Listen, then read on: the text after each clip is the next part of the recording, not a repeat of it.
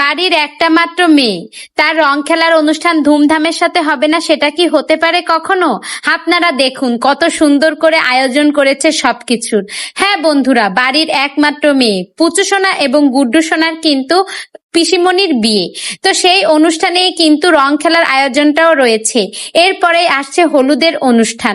সব মিলিয়ে কিন্তু বিয়ের অনুষ্ঠানটা অনেক ধুমধামের সাথে হচ্ছে এবং জাঁকজমকপূর্ণভাবেই হচ্ছে। আপনারা দেখলেই বুঝতে পারবেন। দেখুন কত সুন্দর করে সবকিছুর আয়োজন করেছে তারা, আর কত সুন্দর কিউট বাবুটা। তো সব মিলিয়ে কিন্তু অনেক সুন্দরই লাগছে সবাইকে। এই যে দেখুন, ঝর্ণা অনেক সুন্দর করেই কিন্তু সাজুগুজু করেছে। ঝর্ণা কিন্তু মিষ্টি একটা মেয়ে, অনেক সুন্দর করে সাজুগুজুও করতে পারে। আর তার বড় বোন, এই যে বন্যা আপু কিন্তু অনেক মিশুক, অনেক মায়াবী চেহারা। বন্যা আপুকে আমার এত বেশি ভালো লাগে, আপনাদের কি বলবো। বন্যা আপুর বিভিন্ন ভিডিও আমি বিভিন্ন সময় দেখে থাকি, সেখানে কিন্তু বন্যা আপুকে আমার কাছে বেশ মিষ্টি লাগে, একটা মিষ্টি মায়াবী চেহারা। তো সব মিলিয়ে ওনাদের সব ভিডিওগুলো আমার কাছে খুবই ভালো লাগে।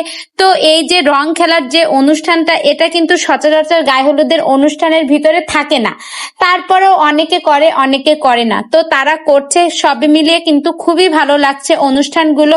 সবচেয়ে বেশি ভালো লাগছে এই ড্রেসগুলো এত সুন্দর হয়েছে। সব ড্রেসগুলো কিন্তু একই ধরনের, আপনারা দেখলেই বুঝতে পারবেন। এই ড্রেসগুলো কিন্তু এক পেজ থেকেই নেওয়া হয়েছে। ড্রেসগুলো কিন্তু খুবই সুন্দর এবং রিজনেবল প্রাইজের ভিতরেই কিন্তু পেয়েছে। অবশ্য অনেকগুলো ড্রেসই কিন্তু তারা একসঙ্গেই নিয়েছে, এজন্য আরো বেশি ভালো হয়েছে। তো আপনারা যদি আপনাদের গায়ের হলুদের অনুষ্ঠানে এরকম রং খেলার একটা আয়োজন করেন, সেই ক্ষেত্রে কিন্তু আপনারা এই সুন্দর ড্রেস নিতে পারেন।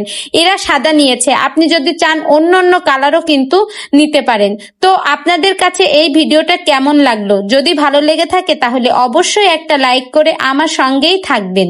ধন্যবাদ।